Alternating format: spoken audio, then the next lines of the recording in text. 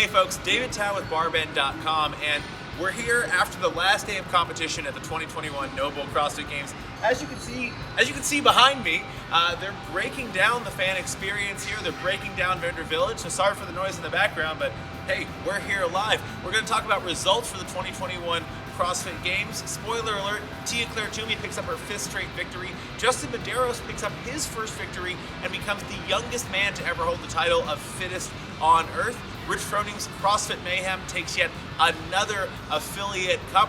We have full results for all the teen divisions, the Masters divisions, and adaptive divisions on barbend.com. You can just Google Barbend Plus, CrossFit Teens, CrossFit Masters, CrossFit Adaptive. You'll find those results. This year was the first ever year we've seen adaptive divisions at the CrossFit Games. It was one of the most exciting parts of the competition for me, seeing these athletes push themselves and push the boundaries of what a lot of people think is possible. Really a lot to look forward to at the 2022 Noble CrossFit Games. Let's talk about the first event on the day, event 13 for the individuals. It was an interesting triplet of GHDs, cheese curd burpees, and yoke carries, 4 rounds of that. Jorgen Carl Gudmundsson stays in contention for the top 5 by winning that event for the men, and Tia-Clair Toomey takes away the victory for the women. Event 14 was really make or break for some athletes. Patrick Vellner of Canada comes away with an exciting event win for the men. This one was really exciting. There was a couple of heavy deadlifts and freestanding handstand push-ups.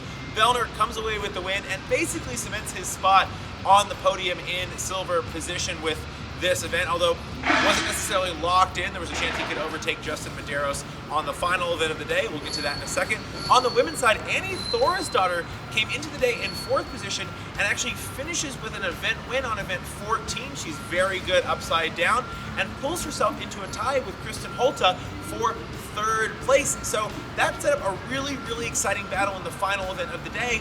Whoever finished ahead of the other in the final event for the women, Thorisdottir and Holta, would stand on the podium along with Tia-Clair Toomey and Laura Horvath.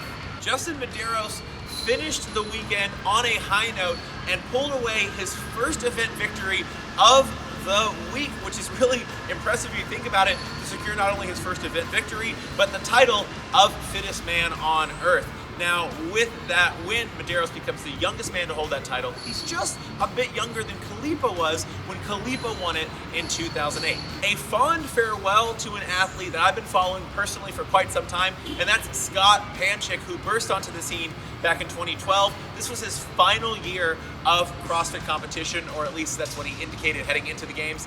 Thank you, Scott. Thanks for all the memories. More top 10 finishes than we can count, and a class act all the way.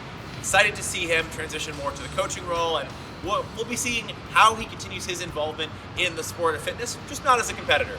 On the women's side, Tia-Clair Toomey-Orr comes away with yet another event victory. She was already locked in mathematically for the championship even before event 15, but why not finish with a victory?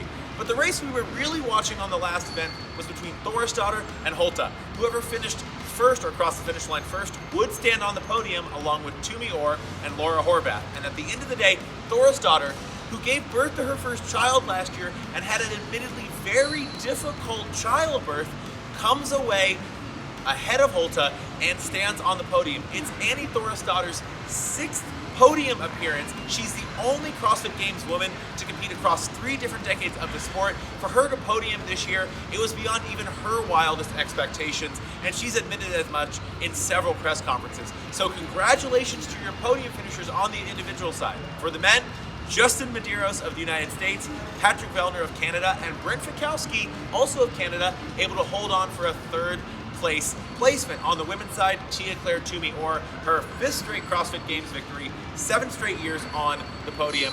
Laura Horvath finishes in 2nd place, and Annie Thorisdottir, the original daughter of Iceland, 3rd place, yet another podium finish for her storied career.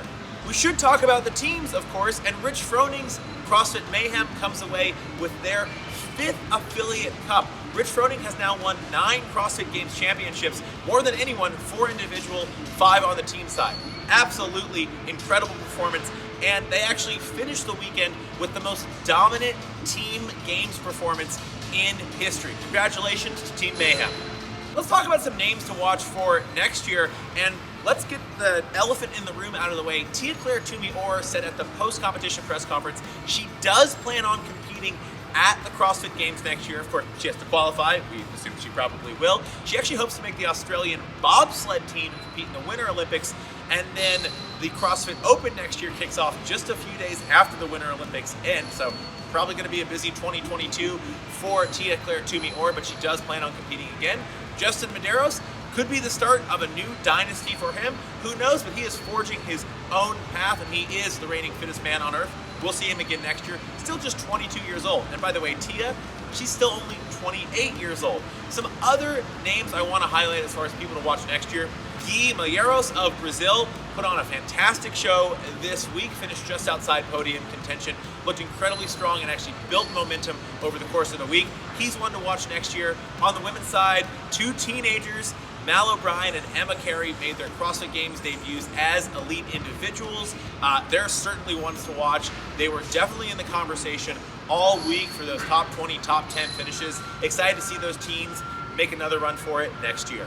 Another thing to consider heading into next year, well, it's the final year that the CrossFit Games are guaranteed to be in Madison, Wisconsin. Now, it's not to say it is the final year, but CrossFit has put out an RFP, a request for a proposal, to cities across the United States looking for a potential new host for the 2023 Games and beyond. Madison has it in 2022. We're not sure if they're going to submit that proposal to keep the Games here or not. That's up to local cities and jurisdictions. But the Games could potentially have a new home in 2023. Something to keep in mind, something to keep an eye out for, and we'll be covering the news as it unfolds at barbend.com. It's never too early to start thinking about next year, as I've indicated, and so we're going to have some way too early predictions, takeaways from this weekend, you name it, at barbend.com. But until then, I hope you really enjoyed the coverage. I'm David Tao. Thanks for tuning in.